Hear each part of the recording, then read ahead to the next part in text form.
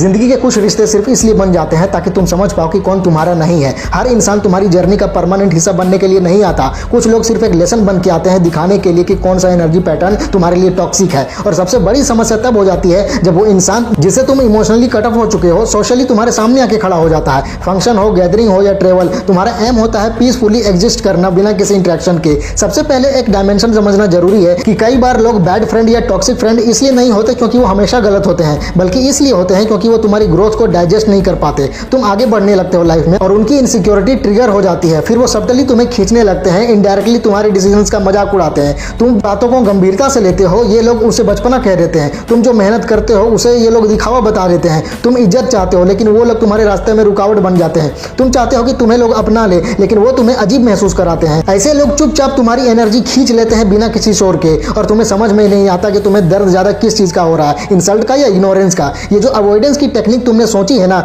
इसका असली में मतलब ये नहीं है कि तुम फिजिकली दूर हो जाओ, बल्कि इसका असली मतलब ये है कि तुम्हारा एनर्जी बाउंड्री क्लियर हो। समझो कि एनर्जी बाउंड्री का मतलब क्या होता है। तुम मेंटली डिसाइड कर लेते हो कि कोई इंसान चाहे सामने ही खड़ा हो तुम्हारे, पर तुम्हारे जोन में नहीं घुस सकता। वो तुम्हारे थॉट सिस्टम को अफेक्ट नहीं कर सकता, वो तुम्हारी वाइब्रेशन को डिस्टर्ब नहीं कर सकता, और सबसे इंपॉर्टेंट उसके होने से तुम्हें अपने आप पर डाउट नहीं आता। ये बाउंड्री तब बनेगी जब तुम अपनी आइडेंटिटी के साथ एंकर्ड हो, जब तुम्हें पता हो कि तुम क्या वैल्यू करते हो, किस वैल्यू सिस्टम पे जीते हो और किस चीज को टॉलरेट नहीं करते। तुम अगर इंटरनली क्लियर हो कि तुम्हारा सेल्फ रिस्पेक्ट नॉन नेगोशिएबल है, तो तुम किसी को भी दिखाने की जरूरत महसूस नहीं करोगे कि तुम स्ट्रांग हो। तुम्हारा साइलेंस तुम्हारा ढाल बन जाता है। ऐसे में एक टेक्निक जो तुम यूज कर सकते हो वो है मेंटल रिफ्रेमिंग। जब तुम्हें पता हो कि कोई बैड फ्रेंड भी उस जगह होगा जहां तुम्हें जाना है, तो उस मीटिंग को एक अपॉर्चुनिटी की तरह देखो, एक टेस्ट जहां तुम अपनी प्रोग्रेस को टेस्ट कर सकते हो। तुम खुद को मेंटली ये बता सकते हो कि आज मैं देखूंगा कि मैं कितना इमोशनली स्टेबल हूं, क्या मैं बिना अफेक्ट हुए अपना पूरा एनर्जी मेंटेन रख सकता हूं, क्या मैं अपने वाइब्स को हाई रख सकता हूं बिना रिएक्ट किए। तुम इसे एक मिशन बना लो, एक साइलेंट चैलेंज खुद के लिए। दूसरी बात, जब तुम किसी टॉक्सिक या नापसंद इंसान के सामने हो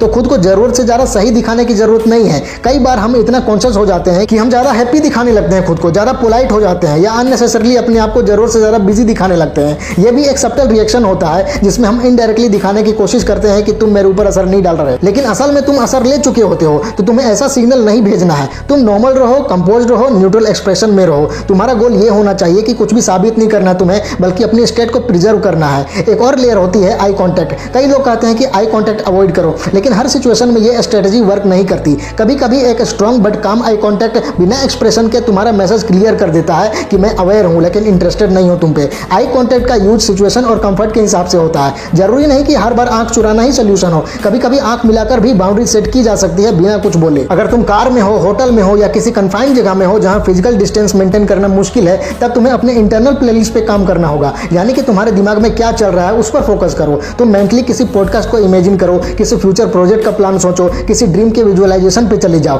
तुम अपना अटेंशन उस जगह से शिफ्ट कर दो जहां तुम डिस्कंफर्ट महसूस कर रहे हो। तुम्हारे पास एक इनविजिबल हेडफोन होना चाहिए जिसमें तुम्हारी पॉजिटिविटी बज रही हो। एक और छोटी सी लेकिन पावरफुल टेक्निक है सेल्फ टॉक। जब भी तुम्हें लगे कि तुम्हारा मूड डिस्टर्ब हो रहा है या तुम इमोशनल हो रहे हो, तो तुरंत अपने आप से बोलो, मैं सेफ हूं, मैं अवेयर हूं, मैं रिस्पॉन्सिबल हूं अपने इमोशन का। कोई भी इंसान मेरे पीस का मालिक नहीं है। ये सेल्फ टॉक तुम्हारे दिमाग को एक इमोशनल रीसेट दे देता है। तुम वापस अपने पावर जोन में आ जाते हो। लेकिन सबसे गहरी बात यह है कि कभी कभी तुम्हें एक्सेप्ट करना होता है कि कुछ लोगों के साथ पूरी लाइफ में कभी कोई क्लोजर नहीं होता। तुम्हें कभी माफी नहीं मिलती, कभी कन्वर्सेशन कंप्लीट नहीं होती, कभी मिसअंडरस्टैंडिंग क्लियर नहीं होती, और फिर भी तुम्हें आगे बढ़ना पड़ता है लाइफ में, क्योंकि क्लोजर कोई दूसरा नहीं देता, तुम खुद बनाते हो अपने अंदर। जब तुम डिसाइड कर लेते हो कि अब मुझे उस चैप्टर का एक फुल स्टॉप लगाना है, तभी हीलिंग स्टार्ट होती है तुम्हारी। जब तुम किसी बैड फ्रेंड से कॉन्शियसली दूर रहना चाहते हो तो तुम्हारा सिस्टम कभी कभी गिल्ट फील करता है। तुम्हें लगता है कहीं मैं रूड तो नहीं हो गया या मैं ओवर रिएक्ट तो नहीं कर रहा। लेकिन ये सब गिल्ट तब आता है जब तुम बाउंड्री सेट करने की प्रैक्टिस में नए होते हो। समझो कि बाउंड्री रखना सेल्फिश होना नहीं होता। बाउंड्री का मतलब होता है सेल्फ रिस्पेक्ट और मेंटल हेल्थ की प्रोटेक्शन। तुम किसी के साथ रूड नहीं हो रहे,